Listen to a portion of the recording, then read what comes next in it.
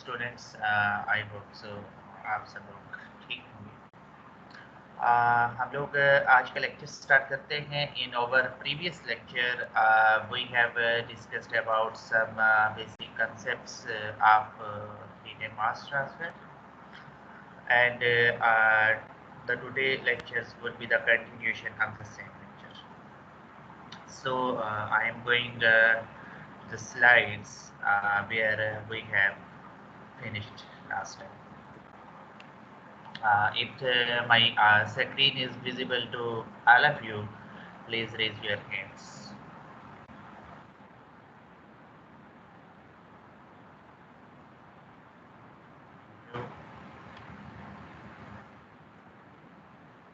So moving towards the slides for today's lecture.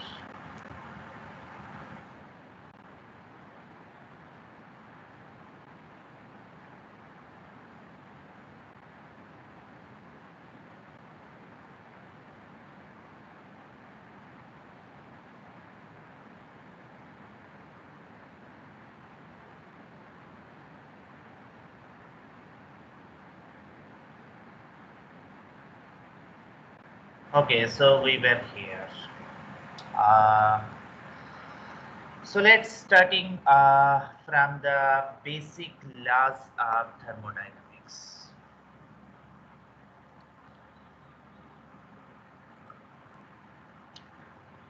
Uh, there is a first law of thermodynamics, second law of thermodynamics, law of conservation of mass, law Newton's law of motion, and the rate equations.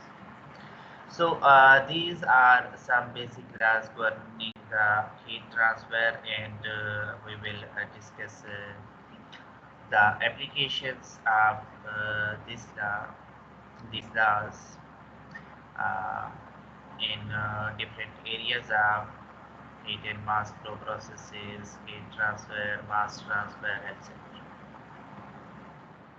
So first law of thermodynamics, it is based on the law of conservation of energy.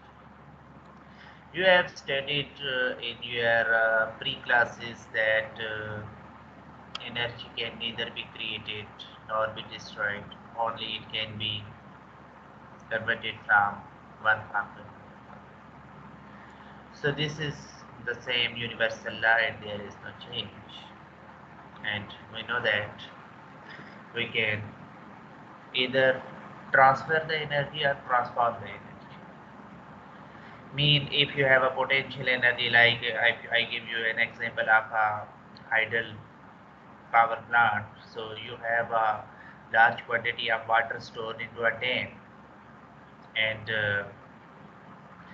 that what has a potential energy, and then that potential energy is converted into kinetic energy when it passes through the flow channels and passes over the turbine. Then that kinetic energy, when water flows over the blades of the turbine, is converted into the mechanical energy, and then when turbine rotates, that mechanical energy is converted into electrical energy. So you can imagine how the potential energy is converting to kinetic energy to mechanical energy, and then mechanical energy to electrical energy.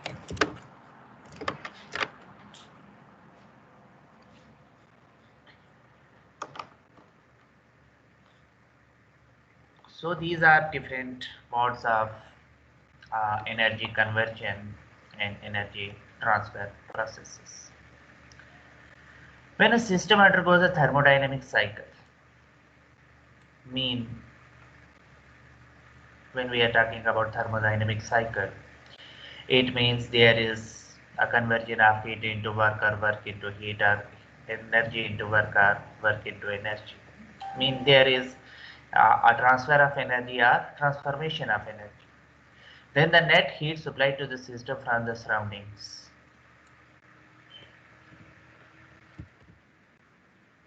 is equal to the net work done by the system on its surrounding. Me, Energy is converted into work, and work can be converted into energy. This is the net energy input, and this is the net work of the system. It is for both reversible and irreversible transformations. Either the process is reversible or irreversible. It is applicable to both type of processes. Mean, when we will be talking about the reversible processes, it means the process can happen in both directions. If energy is converted into work, then the same amount of work can be converted into the same amount of energy. Or if work is converted into energy, then the same amount of energy can be converted back to the work.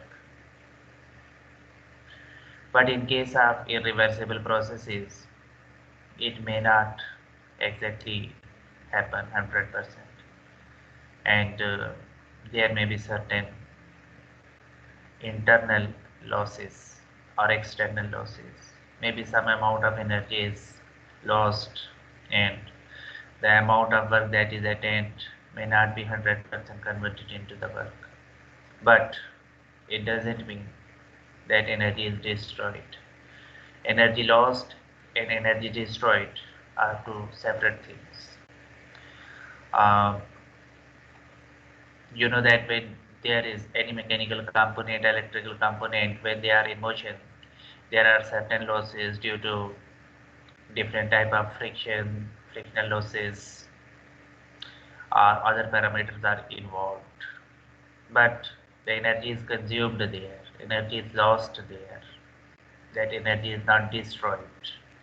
If we sum up the energy converted into work and that lost energy, that would be equal to the actual energy that is supplied. So we have discussed about different types of systems: closed system, open system, isolated system. So what is closed system? Net heat across the system boundary plus heat generated in the system is equal to change in internal energy. If there is a closed system, what would happen?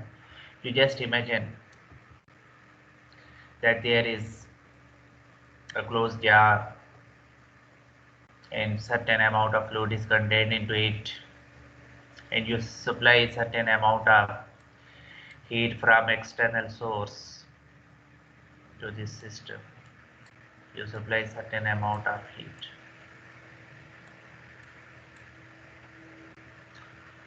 So the fluid is inside the container. Now what would happen? When you supply heat, there would be a change in the kinetic energy of the system due to the temperature rise. So net heat across the system boundary, the heat that is crossing the system boundary, this is the boundary, plus heat generated in the system. If there is certain kind of heat generation within the system, maybe you have installed certain type of heater or any other source that is generating the heat within the system.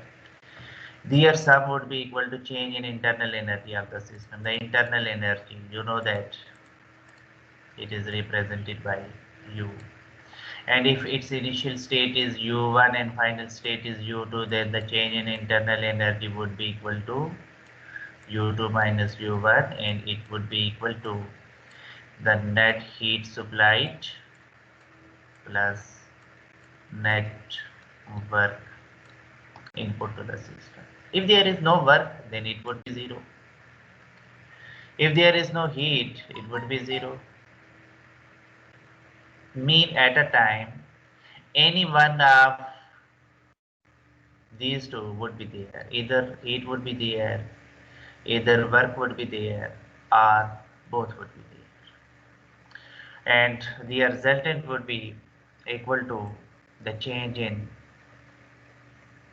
internal energy of the system. What is open system? Net energy through the volume plus energy generated in the volume is equal to change in internal energy in the control volume. It is like this. If I consider this example, this is a control valve. This is a control valve. And a fluid is entering here and leaving from here. And maybe there is certain uh, heat generation source within the system, or may not be. And if the fluid has certain amount of energy from the external boundaries, from the external source, then that heat supplied to the system would be accountable for changing the internal energy of the system. And if there is any heat generation source, that will also result in changing the internal energy of the system. So in open volume, control volume or open system, basically there is a exchange of exchange of mass from the system, and there is exchange of energy from the system. But in case of closed system, you know that the system can exchange the energies from the surroundings, but there is no exchange of mass. But in this case, there is exchange of energy as well as exchange of mass. Second law of thermodynamics: heat will flow naturally from one to another reservoir, which is at lower temperature. You have studied in your course of thermodynamics that a heat engine can only work between two energy reservoirs. For example, if there is a high temperature energy reservoir, there is a low temperature energy reservoir, and you have installed a heat engine between high temperature energy reservoir and low temperature energy reservoir. It is maintained at temperature T1 and it is maintained at temperature T2. You will get certain work output. Okay. Heat can also flow in a reverse direction as well, you know that, like in case of refrigerators. Its simple example is that if you have a water stored in a water tank at higher altitude, and when water will flow from higher altitude to lower altitude, and you install a turbine within the passage of the water flow, the water will intended to rotate this turbine and you will get certain work output. So you have a gradient here due to the height, and water has a potential energy, and that potential energy is converted into kinetic energy, and here it is into mechanical energy, and you get certain work output.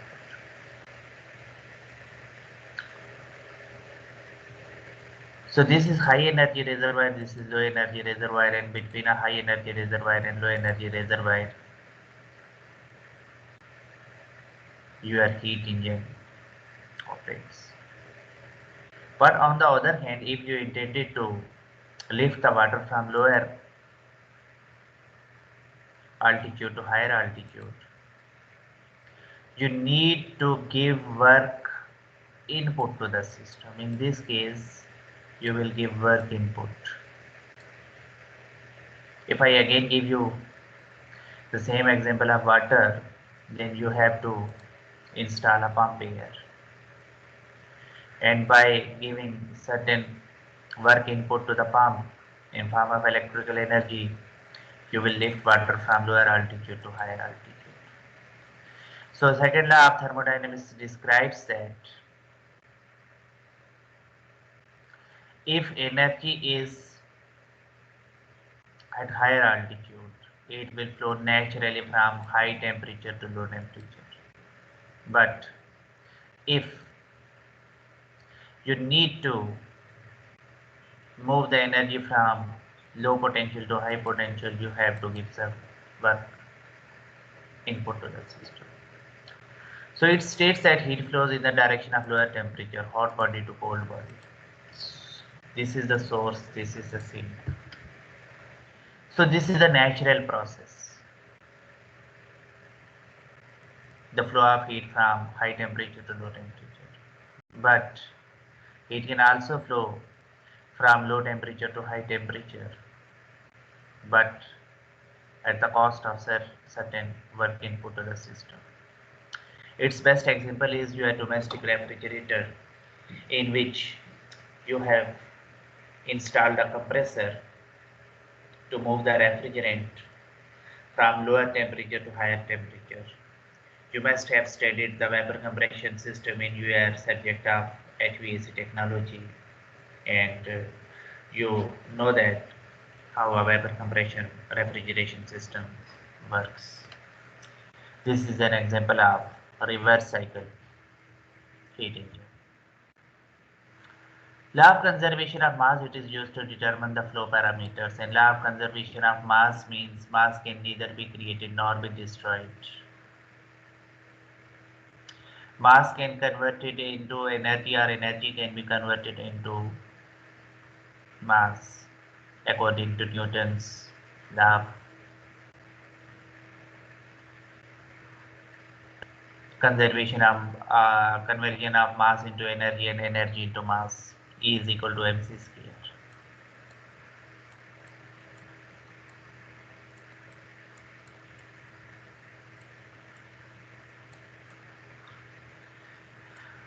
So total mass of the universe remains constant. Newton's law of motion, it is used to determine the fluid flow parameters. This is also used to determine the fluid flow parameters. This is also used to determine the fluid flow parameters. Mean when the fluid is in motion, what kind of characteristics it have, like its velocity, its volume flow rate, its density, energy contents, its viscosity, and many other parameters. Rate equations. What are the rate equations? These equations are used for application purposes depending upon the heat transfer mode. So there are different kind of rate equations we will use in heat transfer, and when we are talking about the rate equation, it means we are talking about the change in any property of the system with respect to time, like mass flow rate, mass per unit time, energy flow, energy per unit time. Okay. Similarly, there are different kind of other rate equations like velocity, meter per second, rate of change of distance, and we will also discuss such kind of other equations in this course. So modes of heat transfer, coming toward the modes of heat transfer or heat flow. So in my previous lecture, I have discussed there are basically three major modes of heat transfer: conduction, convection, and radiation. So in case of conduction, I told you this is a mode of heat transfer in which heat is transferred through a solid. In case of convection, there is a transfer of heat through fluids like liquid and gases, and for radiations, we don't require any kind of physical medium for the propagation of heat. So we have three major modes of heat transfer, and in this subject we will discuss all these three kinds of heat transfer modes. And in addition to these three kind of heat transfer modes, we will also discuss about different type of heat exchange systems and mass transfer as well. So let's start with the conduction. What is conduction? I have give you a general idea that conduction is the transfer of heat through a solid medium, any solid medium, like a metallic rod or similar kind of other mediums, a brick wall. Okay, so conduction, an energy transfer across a system boundary due to a temperature difference by the mechanism of intermolecular interactions. Conduction needs matter and does not require any bulk motion of matter. So this is very important. Conduction needs matter, mean a solid medium, and does not require bulk motion of the matter. Bulk motion means when there is a movement of large amount of system molecules from one place to another place. Likewise in liquids and gases. But in solids, you know that there are strong intermolecular forces and molecules are not free to move from one place to another place, and they only have a restricted motion, and they can only have a vibrational, translational or rotational motion about a fixed point. And during that motion, basically they transfer heat from one molecule to another molecule. Just consider a solid, and if there are number of molecules and you have applied a temperature gradient across this system and heat flow, here is temperature T1 and here is temperature T2, and just assume that T1 is greater than T2. If T1 is greater than T2, then it means the T1 side is a hotter side and T2 side is a colder side.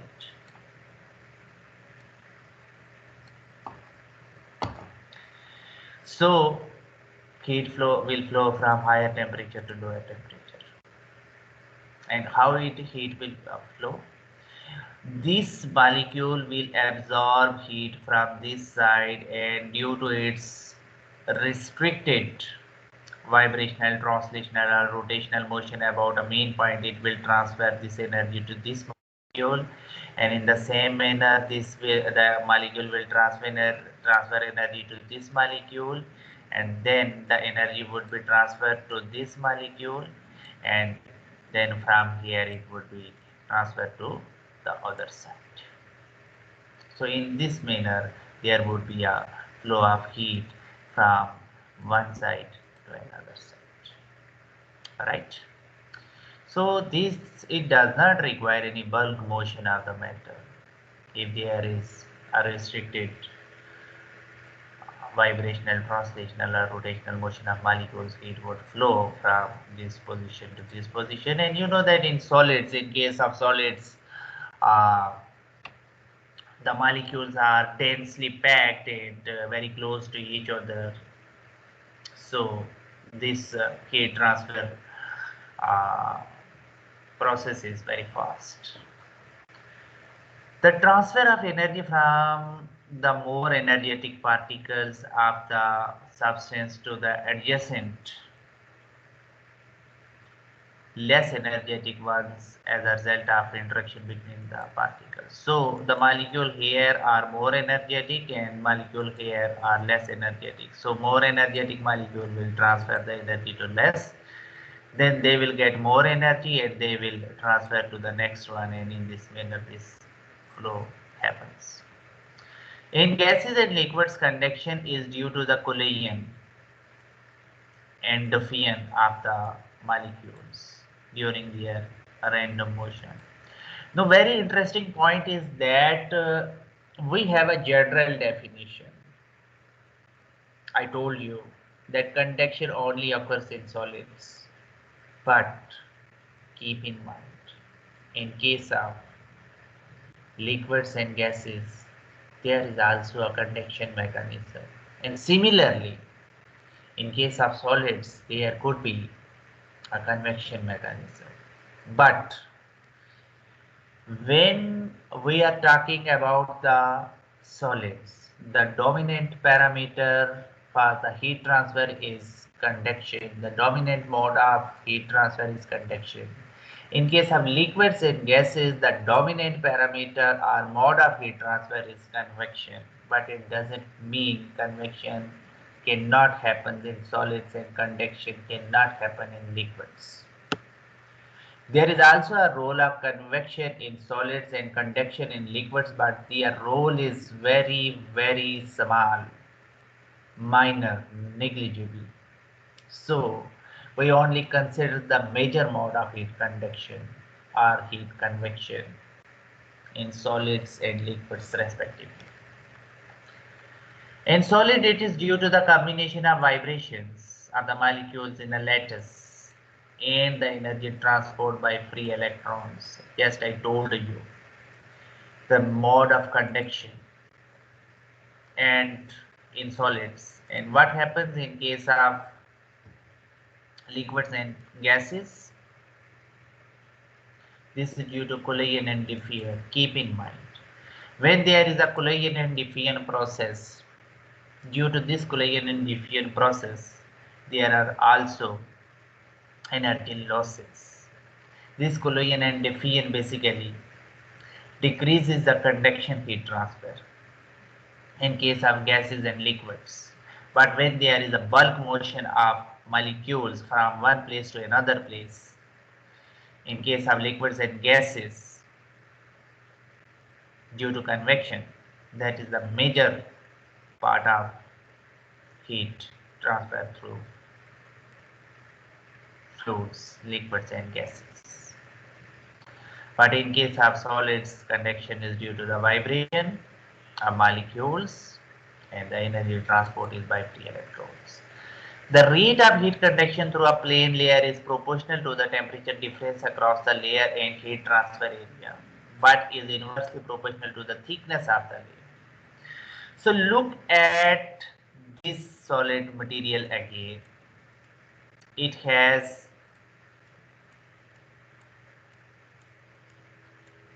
certain thickness. If I consider it has certain thickness,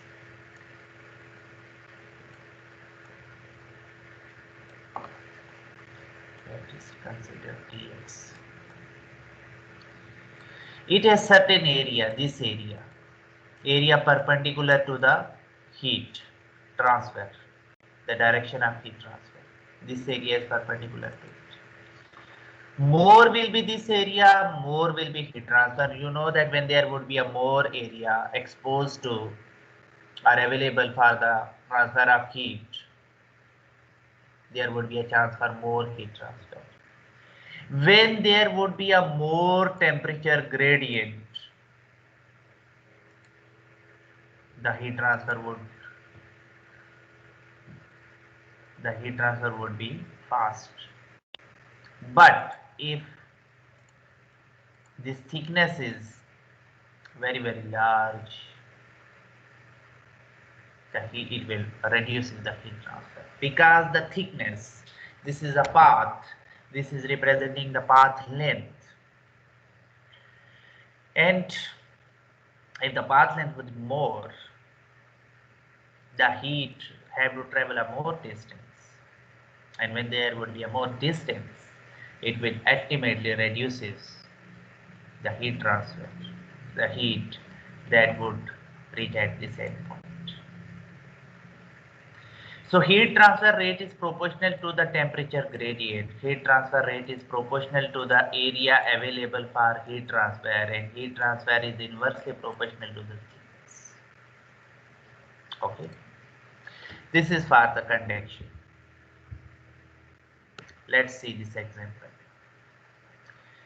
We have a plane wall, and this plane wall has a thickness dx. It has area A, the area that is perpendicular, this one area, this area, that is perpendicular to the direction of heat transfer. And both sides of the wall are maintained at temperature T1 and T2. Okay, so what happens basically in this case? Just see this diagram. This is a solid. Consider it is a solid. We are not considering a liquid or fluid this time. So this side is maintained at temperature T1 and this side is maintained at temperature T2, and heat is flowing across the boundaries of the system from temperature T1 and T2, and T1 is greater than T2. So these are different type of molecules which are the integral part of this solid plane wall. These molecules are responsible for the transfer of energy from here to here. So as much as this temperature gradient would be more, this heat transfer rate would be more. As much as this cross-sectional area, would be more, the heat transfer rate would be more. And as much as the thickness would be large, it will cause an inverse effect on the heat transfer, and it will result a reduction in heat transfer. There is an other parameter K written here. You may be thinking about what is K. K is the thermal conductivity of the system. You may be studied in subject of HVAC technology about the thermal conductivity of the fluids, universal heat transfer coefficient, etc. Basically, thermal conductivity is a property of the material. It is in the same manner you have studied about the specific heat capacity of the material. Specific heat capacity is the property, and it determines the amount of heat absorbed by a system for unit degree temperature rise. But thermal conductivity is another property of the system, and it determines how rapidly and how fastly a system can transfer energy from one place to another place. You can say that it determines the system capability. Just take a very small example.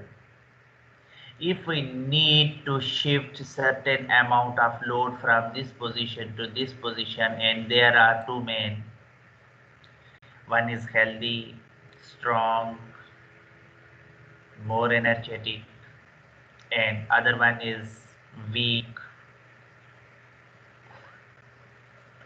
not much healthy, and having less energy compared to the other person. So which man would shift more fastly and rapidly load from this place to this place? Of course, a man that is healthy, energetic, strong. Does it mean that other men cannot transfer this load from here to here? No. The other person can also shift this load from here to here, but in a more time, because he has less energy. He is not strong enough. So main one or person one will take less time to transfer this load from here to here, and the person two will take more time to shift this load from here to here.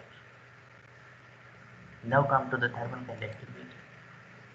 A system which have a higher value of thermal conductivity, it will transfer heat more rapidly from this position to this position. And a system which has less thermal conductivity, it will also transfer heat from here to here, but not very rapidly, quickly. It will take more time.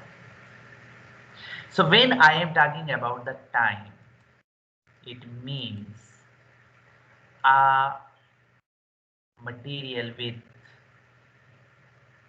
more thermal conductivity, it the heat transfer rate would be more in that material. In a material with less thermal conductivity, the heat transfer rate would be less in that kind of material. So the major and important thing is time. And when we are linking energy or heat with time, it means we are talking about the rate of energy transfer or heat transfer.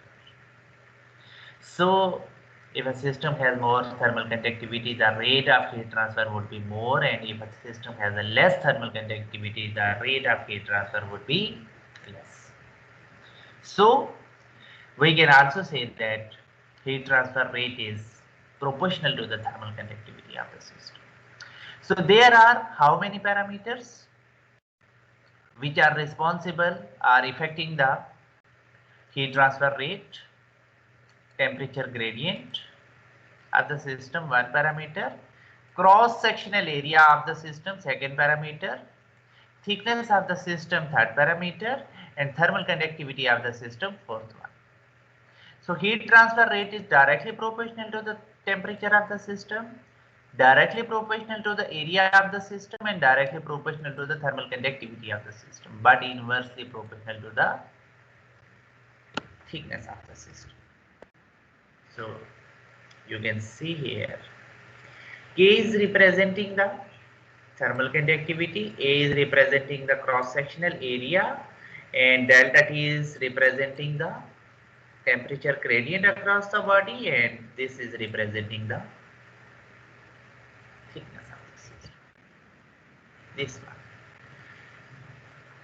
This is thermal conductivity directly proportional. This is area directly proportional. This is temperature gradient directly proportional, and this is thickness inversely proportional. And this equation basically states the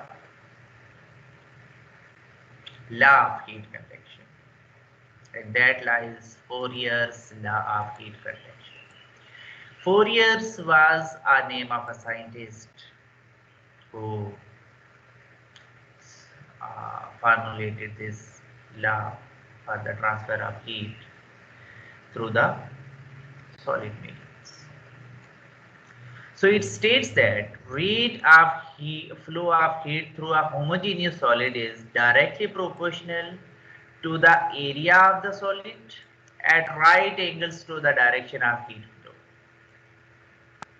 Area of the solid, perpendicular area, keep in mind. Cross-sectional area, we are talking about the cross-sectional area, and it is perpendicular to the direction of heat flow. Heat is flowing in this direction, and this area is perpendicular to it. Okay, so this is the cross-sectional area, and to change the temperature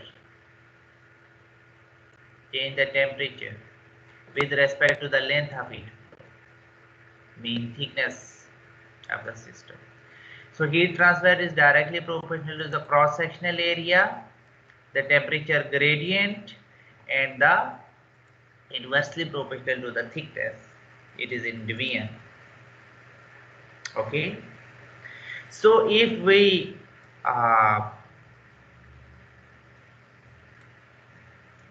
finish this proportionality sign, it would be, we will incorporate here a constant. You know that when you need to eliminate a proportionality sign, you have to incorporate a constant, and this is the constant, this is that constant.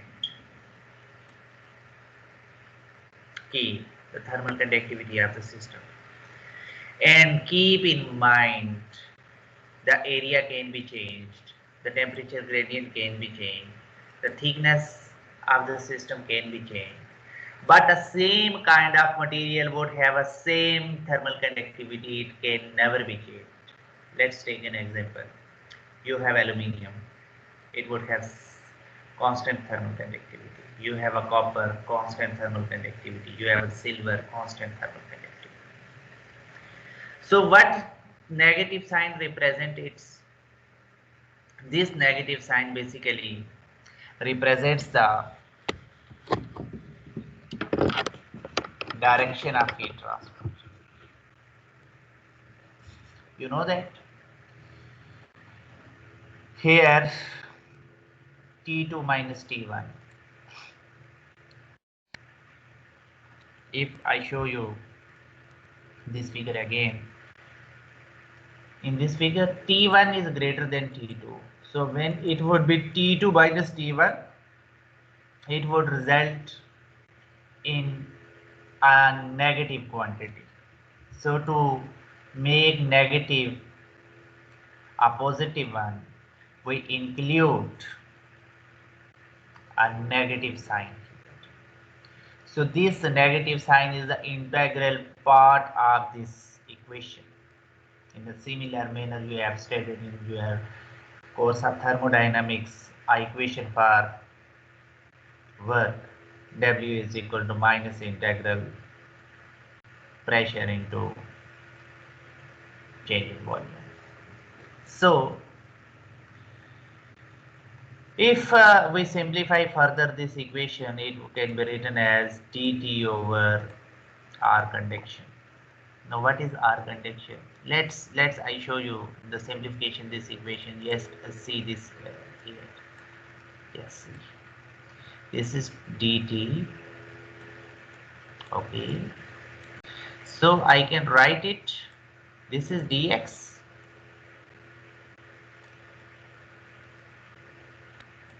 So I can shift this k over a in the denominator over k into a.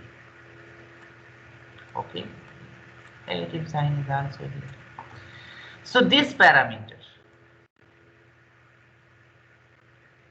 you can see that this one, dx, thickness. If you have any kind of system through which you are intended to calculate the heat transfer, its thickness would remain same, it would not change. So it is a constant parameter. I also told you its thermal conductivity would also be a constant, and its of course area would also be constant. So this whole term is representing a combination of different constant parameters. Delta T, yes, that can be changed. If it is at once 20 degree, at another time it can be 30 degree, 60 degree. Temperature gradient can be any. So this combination of different constant parameter, this is represented by R conduction. And what is R?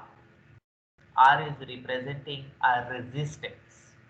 So this is basically conductive resistance.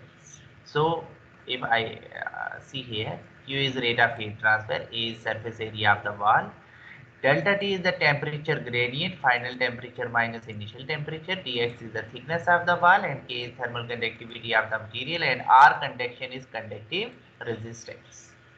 Mean the resistance that is in the way of heat transfer. and you can see that R is equal to dx over Ka. So here R is directly proportional to dx. More would be the thickness, more would be the conductive resistance. More would be the thermal conductivity, less would be the conductive resistance. More would be the surface area, less would be the conductive resistance. So R is equal to dx over K. So conductive resistance is directly proportional to the thickness of the system and inversely proportional to the thermal conductivity and surface area of the system. So heat transfer rate is directly proportional to thermal conductivity, surface area and temperature gradient of the system and inversely proportional to the thickness. But conductive resistance on the other hand is directly proportional to the thickness of the system and inversely proportional to the thermal conductivity and area of the system. So this Fourier law is very important because we also apply this Fourier's law in different lab experiments you are intended to do in our upcoming first lab session. Okay. So you must remember this equation. This is very important equation. And Q is equal to minus Ka delta T over delta X. You should know what is K, what is A, what is delta T, and what is T.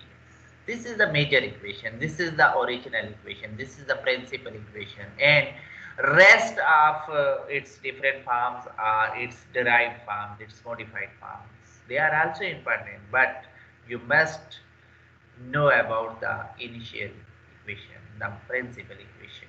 So this is the Fourier's law of heat conduction. Assumptions of Fourier's law. What are the assumptions of Fourier's law? The assumptions which are made during the formulation of this law. Heat flow is unidirectional. I mean heat is flowing in one direction only. Heat only flows in this direction. But you know that if a system is subjected to a temperature gradient from here to here, heat can flow in this direction as well, in this direction as well. This is y-axis, this is z-axis, and this is x-axis. But we assume, this is an assumption, that heat only flows into the x direction. In y and z direction, there is a minute quantity of heat flow. We can ignore it, but we cannot reject it. It has certain magnitude, it has certain value. But in this case, we assume this is a unidirectional. Conduction of heat under steady state condition. Steady state condition we have also discussed in our previous lecture. Mean the heat transfer rate is constant at each point. There is no change in temperature at different positions with respect to time. For example, if we have a body and we have different locations, so with respect to time, the temperature here, and temperature here remains constant. No internal heat generation. There is no source of heat generation within the system. It is only transferred from outer source, outer direction. Okay. And there is no internal heat generation. So this is just an example. If I give you a simple example,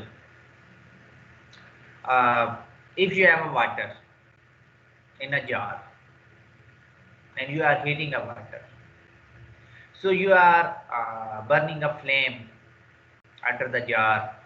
So this is external source of heating. You are supplying heat externally. But if you dip a heater rod, heated element within the system, within the water, now the heating rod will heat water internally. So that heating rod is internal source of heat generation. So I think so you have got a clear idea about the internal source of heat generation and external source of heat generation. External source is outside the system boundary and that supplies the heat to the system, and internal source is within the boundary. And in this case, we assume that there is no internal source of heat generation. Material is homogeneous and isotropic. K is constant R at all the direction. Isotropic means it is consisting of same kind of material. There are no impurities. For example, if there is aluminum, it is pure 100% aluminum. There is a copper, there is 100% copper, no impurities. Sometimes you go into market and you purchase a copper coil and you say this is 99.99% copper. It means 0.01% is some impurities that are involved there. And actually they are not 0.01%, they are much more than that, which are involved during the manufacturing processes. Just like steel. Take an example of steel. You have different grades of steel depending upon the carbon content present in it. And that is not a pure steel. There are also carbon, iron.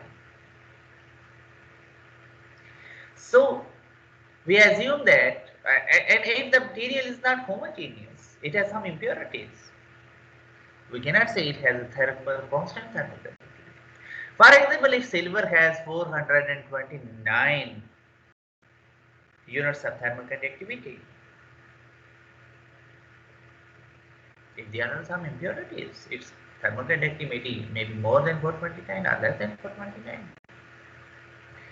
In the same manner, copper has its specific value of thermal conductivity, gold has its specific thermal conductivity, and many other materials. Brass, 121, it has thermal conductivity. So, we assume that there are no impurities within the system. Mean we are considering the ideal conditions. So thermal conductivity, it is defined as the amount of energy conducted through a body of unit area and unit thickness in unit time when the difference in temperature is unity. So this is basically the definition of the thermal conductivity. If you have a body and it has unit area, unit thickness and unit temperature gradient, and you are transferring heat in unit time, mean energy transfer per second, then the amount of energy conducted would represent its thermal conductivity. You can just calculate from here. K, what would be K if I consider this equation? So K would be equal to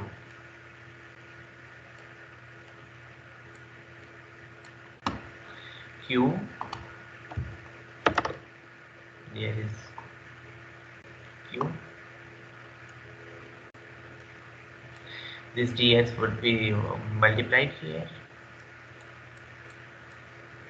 dx divided by, this would be Vm, A H delta T. So you can calculate, and this negative sign would be given. So if you know that the rate of heat transfer, the thickness, the area, and the temperature gradient, you can calculate the thermal conductivity of the system.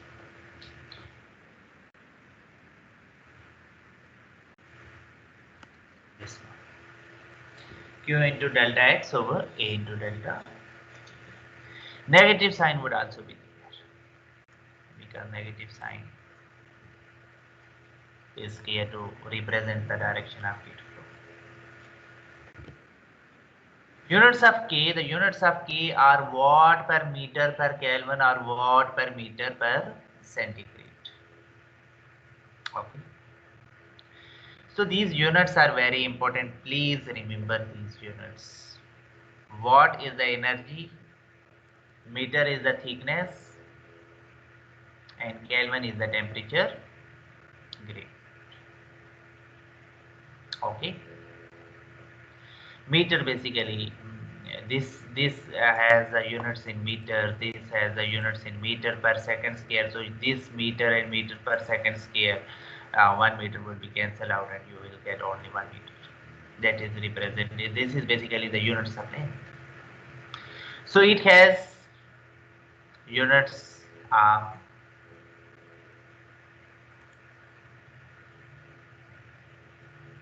watt per meter per, or you can also represent watt per meter per centimeter, because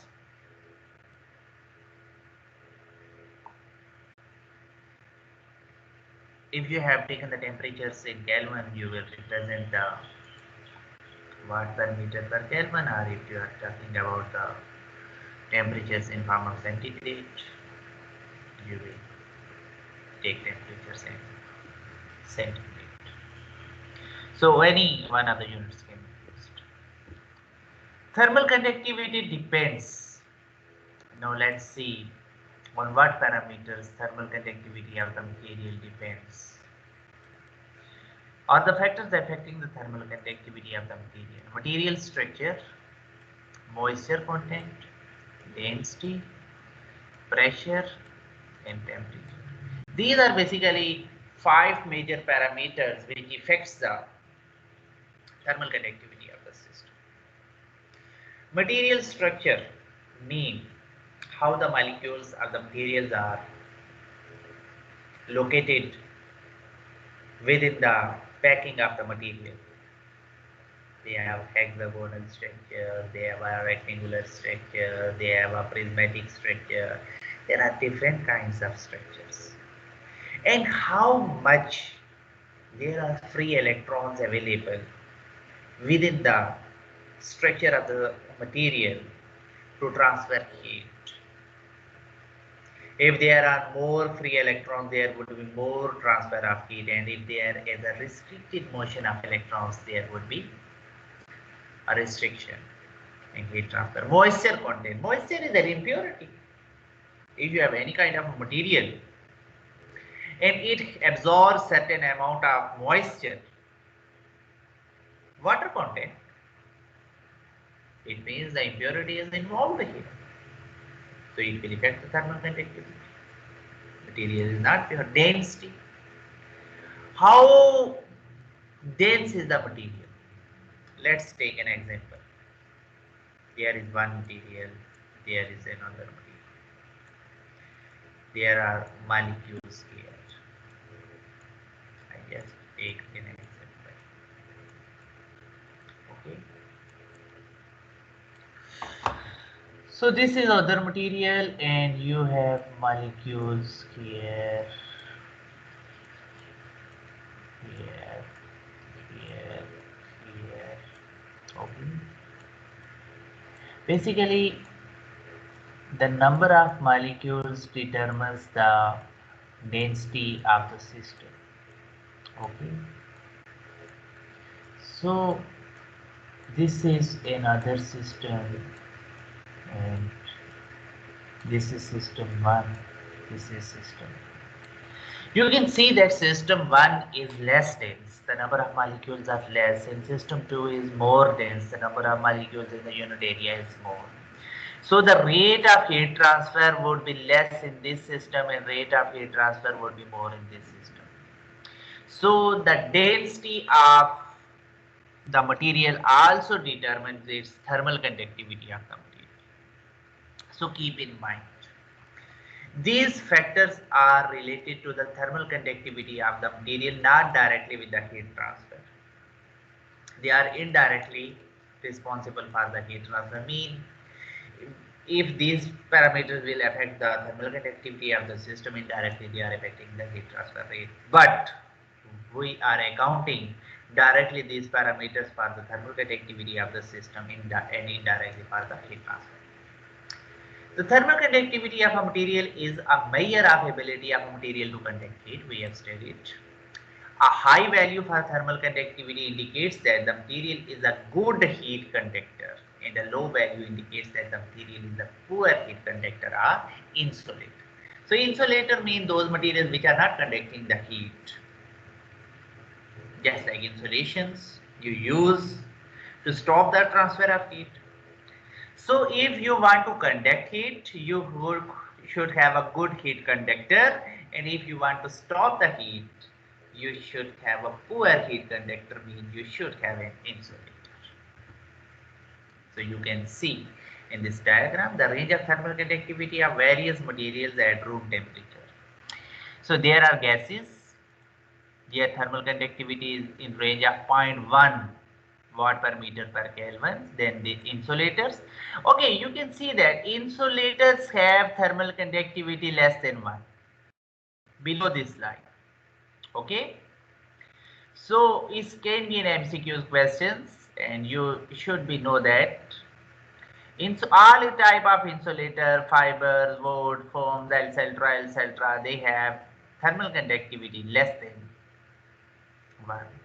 Liquids have thermal conductivity. Liquids like mercury, water, oils. You can see they are here in this range, from here to here. They have thermal conductivity between 0.1 and between 10. And then non-metallic solids like oxides, like aluminum oxide, copper oxide, titanium oxide, and sulfur. They have thermal conductivity from here to here. This is from 10 to 100. So divided it. So it would be around, you can say 50. So oxides have thermal conductivity up to 50. Metal alloys like aluminum alloys, bronze, steel, nichrome, they have thermal conductivity from 6, 7, 8 to 100 plus. And then you have non-metallic crystals like quartz, beryllium oxide, silicon carbide, diamond, graphites. They have thermal conductivity up to 1000 or more than that. So gases are at the minimum value,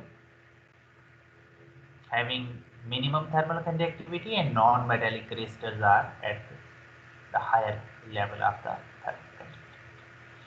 So these rectangles are basically representing the range of thermal conductivity of different materials, and you should have a rough idea. If I ask an MCQ question in any quiz that what is the range of silver thermal conductivity, or if I give you uh, to show the thermal conductivity of the silver, and I give you option like 0.1, 1, uh, say 10 to 500 or more than that, then you should judge that. Just hold a second, please.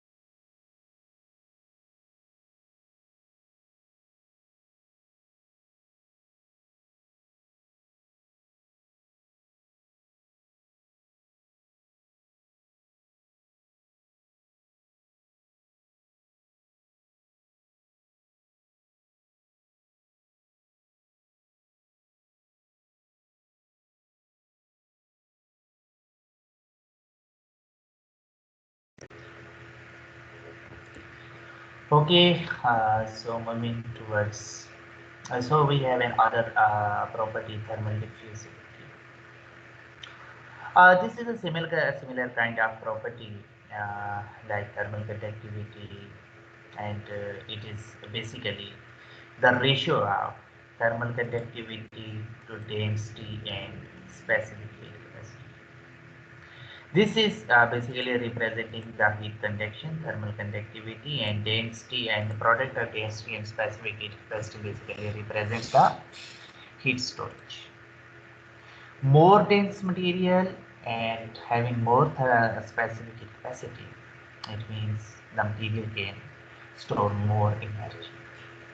Specific heat capacity, what is it? Heat capacity per unit mass, and this is heat capacity joules per meter cube per centigrade, heat capacity per unit volume. Thermal diffusivity represents how heat diffuses through a material.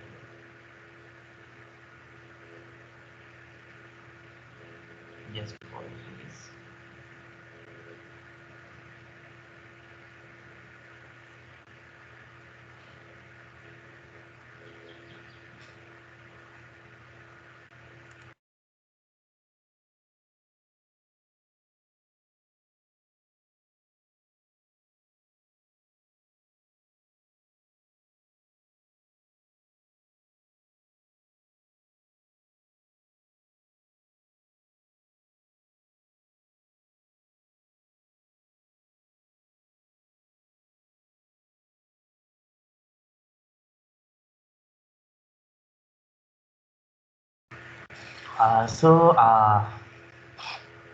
Thermal diffusivity represents how fast heat diffuses through a material. Diffusion means, you know, that if you have a foam sponge, so water is diffused into it. When you dip a foam sponge within the water, it absorbs certain amount of water. So uh, it absorbs a certain quantity of water, and in a similar manner there are certain materials which can store or from which heat can diffuse, and their diffusivity is represented by the ratio of these two parameters. And you can see that here there is a range of materials and their thermal diffusivity is given. A material that has a high thermal conductivity or a low heat capacity will obviously have a large thermal diffusivity. So if thermal conductivity is more, specific heat capacity or its storage is small, CPR density, it will have more thermal diffusivity. The larger the thermal diffusivity, the faster the propagation of heat into the mean. If thermal diffusivity in the system is large, there would be a fast movement of heat. A small value of thermal diffusivity means that heat is mostly absorbed by the material and small amount of heat is conducted further. Now it is very important. When there is a conduction of heat, let's come to the previous slides. I am here. When you conduct heat through a material, the material first absorbs heat itself and then it transfers it. It is just like that. If you have a container, just imagine this is a container and this is the inlet and here is the outlet is installed. What would happen? You want to transfer water from this container. So what would happen? When you will start transferring water, first the water will fill within this container up to this level. And then after that, the water will transferring in this direction. So this much amount of water is stored within the container. It is not of any use. This much amount of water is reserved within the system. In the same manner, when you supply certain amount of heat and want to transfer that heat through any medium, certain amount of heat is absorbed by that medium, and that heat is reserved, restricted, possessed by the medium, and that is not transferred on the other side. So that parameter, how much heat would be reserved by the system itself, that is used for the transfer of heat, that is determined by the thermal diffusivity of the system, and a small value of thermal diffusivity mean that the heat is mostly absorbed by the material and a small amount of heat is conducted further. If the value of thermal conductivity, thermal diffusivity is small, most amount of heat would be restricted, reserved by the medium. And if the thermal diffusivity is more, a minimum amount of heat would be reserved by the system and maximum would be conducted through the system. Okay. So the other mode of convection, heat transfer is convection. This was all about convection. So what is convection? In energy transfer across a system boundary due to temperature difference by the combined mechanism of intermolecular interactions and a bulk transport, convection needs fluid matter. Or the mode of energy transfer between a solid surface and adjacent liquid or a gas that is in motion, and it involves the combined effect of conduction and fluid motion. So the heat transfer through a liquid is due to convection. The faster the fluid motion, the greater the convection heat transfer. In the absence of any bulk fluid motion, heat transfer between a solid surface and the adjacent fluid is by pure convection. In the absence of any bulk fluid motion, heat transfer between a solid surface and adjacent fluid surface is by pure convection. When there is no fluid motion, there is no convection. The heat transfer is due to conduction. But when there is a motion of the fluid, the heat transfer is due to convection. You can see that you have a surface that is maintained at temperature Ts, and there is fluid moving at ambient temperature T naught, and Ts is greater than T infinity, T naught sometimes we say it. So heat would transfer from this surface to this moving fluid. And because the fluid is moving over the surface of the system, this fluid will absorb heat. And this absorption of heat would be due to convection. There are two types of convections, forced convection and natural convection. If the fluid is forced to flow over the surface by external means such as fans, pumps or wind, then that kind of convection process is forced convection. You can see there is a hot egg and a fan is installed here to force the air to pass over its surface. And natural convection, if the fluid motion is caused by buoyancy forces that are induced by density differences due to variation of temperature in the fluid. So you know that when the air is in contact with this hot egg, it will absorb heat, and due to absorption of heat, its temperature will rise and the air would lift up. Its density would be decreases, and due to natural process, it will move over the surface.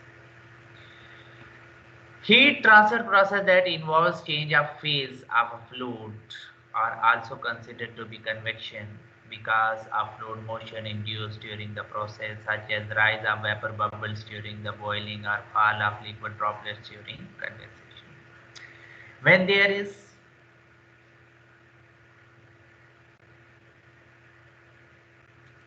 a phase change process. Means liquid is converted into gases, or gases are converted into liquid. This process is also convection process. Newton's law of cooling, as we have discussed uh, the Fourier's law of heat conductions. In the similar manner, we are talking about the Newton's law of cooling. Fourier's law of heat conduction is responsible or explaining the heat conduction mechanism, and Newton's law of cooling states, describes or explains the convection mechanism. It states that rate of heat transfer is directly proportional to the temperature gradient and the convective resistance of the medium. Q is directly proportional to the area, surface area, over which the fluid is flowing, and the temperature gradient between the system surface and the fluid temperature. This proportionality sign is removed or eliminated by introducing a constant H. This is area A, and this Ts, T infinity minus Ts is represented by delta T. And Q is equal to dTh over, if we shift this parameter into denominator, it would be 1 over Ha, and we can write it dt over R convection. What is H?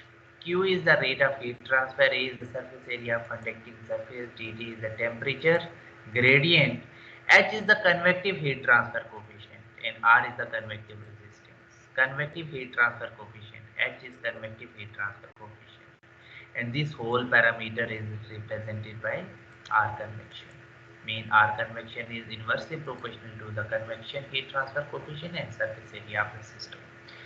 More would be surface area of the system, less would be convective resistance, and more would be the heat transfer. Okay. So this law is as important as the Fourier's law. As Fourier's law is for the conduction heat transfer, and this law is for the convection heat transfer. The convection heat transfer coefficient is not a property of the fluid. Keep in mind, convection heat transfer is not a property of the fluid as the thermal conductivity. It is an experimentally determined parameter whose value depend on all the variables influencing convection, such as surface geometry, nature of fluid motion. Surface geometry means what kind of surface geometry. It is a smooth surface, rough surface, and it is a plane surface, solid, rectangle, whatsoever. Nature of fluid motion. It is a laminar flow, turbulent flow, transitional flow. The properties of the fluid. Fluid is less viscous, more viscous. You have discussed there are different other properties of the fluid in your fluid flow processes. The bulk fluid velocity. What is the velocity of the fluid? So these are different heat transfer coefficients, ranges, and its units are watt per meter square per centigrade for thermal conductivity, watt per meter per centigrade, and for heat transfer coefficient, convective heat transfer coefficient, watt per meter square per centigrade. So for free convection gases, free convection liquids, for convection gases, forced convection liquids, and boiling and condensation means when there is a phase change process, there are certain ranges which are given. Radiation heat transfer. This is the third mode of heat transfer, and it involves the transfer of heat by electromagnetic radiations that arises due to the temperature of the body. Radiation does not heat matter. So if you can see, there is a system and it has certain area A, it is maintained at temperature Ts, and there is a radiation heat transfer. Okay. From this surface to this surface. There are two modes of heat transfer involved. One is due to convection, which is due to bulk movement of the fluid, and other is due to radiation, which does not require any medium. Keep one thing in mind when there is a heat transfer mechanism, there are almost all three kinds of modes of heat transfer are involved here: conduction, convection, and radiation. But we consider the major part of heat, that is transferred by what kind of mode. Okay, like as when there is a conduction in solid, there is also a conduction and convection and radiation, but that is ignorable, very small. When there is a convection in liquid, there is also conduction and radiation, but conduction and radiation are very small, we ignore them. And in case of radiation, there can be conduction and convection, but their effect would be small compared to radiations.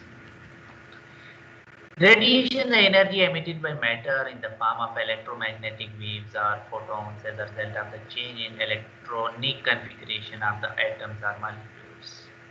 Unlike conduction and convection, the heat transfer of heat by radiation does not require the presence of an intervening medium. So there is no need of medium.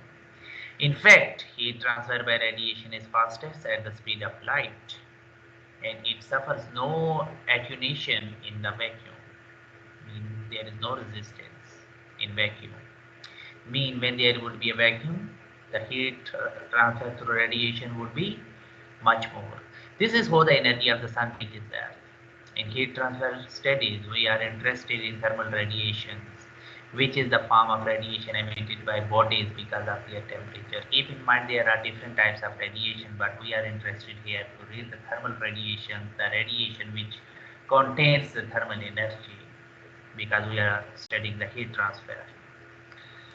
All bodies at the temperature above absolute zero emit thermal radiations. Anything that is above absolute zero, they emit thermal radiations, and you must know what is absolute zero. We have studied in our previous slides. Radiation is the volumetric phenomenon, and all solids, liquids, and gases emit, absorb, or transmit radiations to varying degrees. However, radiation is actually considered to be a surface phenomena for solids. Surface phenomenon mean a material that is releasing or absorbing the radiation at its surface. So in the similar manner, like Fourier's law, Newton's law of cooling, we have a Stephen Boltzmann.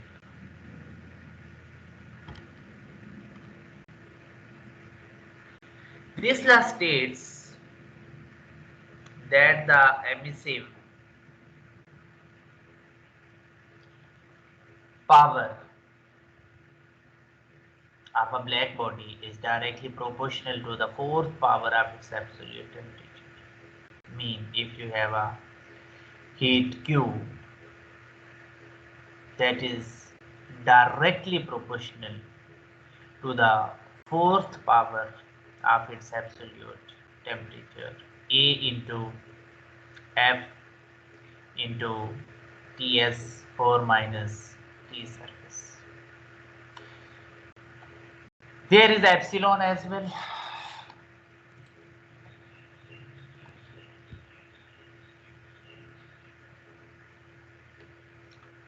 A F12 and Ts is the surface temperature, system temperature, and this is the surface temperature. And to emit this proportionality sign, we introduce a constant sigma here. Epsilon AF12 TS4 minus T surface. And if we simplify it, we took this parameter into denominator, it would become 1 over sigma epsilon AF12, and this parameter is equal to R radiation. And what all the parameters in this equation are representing? F12 is view factor, or shape factor, or configuration factor. This is the parameter that is involved into uh, radiation heat transfer. For example, if there is an object 1 and there is an object 2 and radiation heat is transferring from this object to this object, so F12 would if this is object 1 and this is object 2, so F12 or shape factor 12 will determine how much area of this object is exposed to this one. Mean, you can see this object is at certain angle and this is at another certain angle, and all the radiations emitting from this body may not fall on this object. So how much area of this object is exposed to this one, that is determined by the view factor. Sigma is the Stephen Boltzmann constant and its value is 5.67 into 10 to the power minus 8 watt per meter square per Kelvin power 4. Epsilon is the surface emissivity, mean it determines that how much radiations can be emitted by a surface, and R radiation is the radiative resistance, just like convective and convective resistance. Black body is the idealized surface that emits radiation at a maximum rate. Black body is the body that emits maximum radiations. Okay.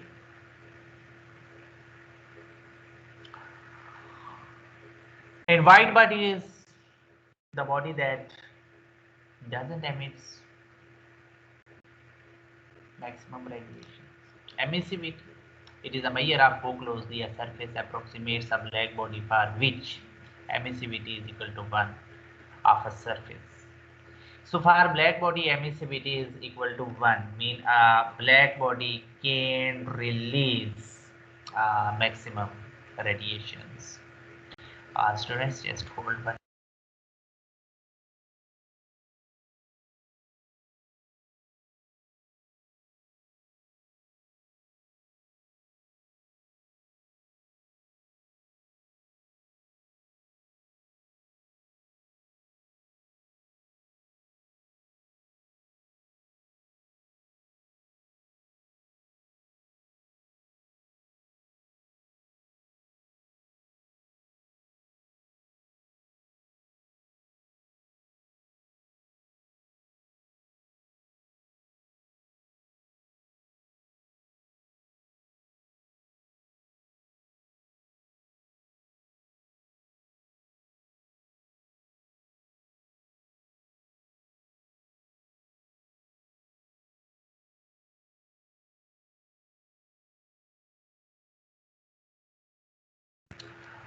Okay, students, let me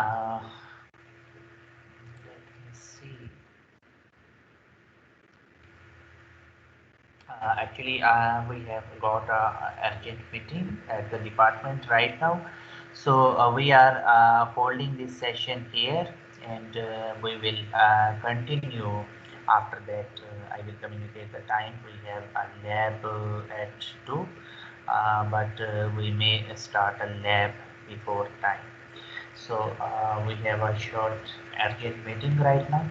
So we will be back soon. Okay. Hello Fahid, मैं आ रहा हूँ.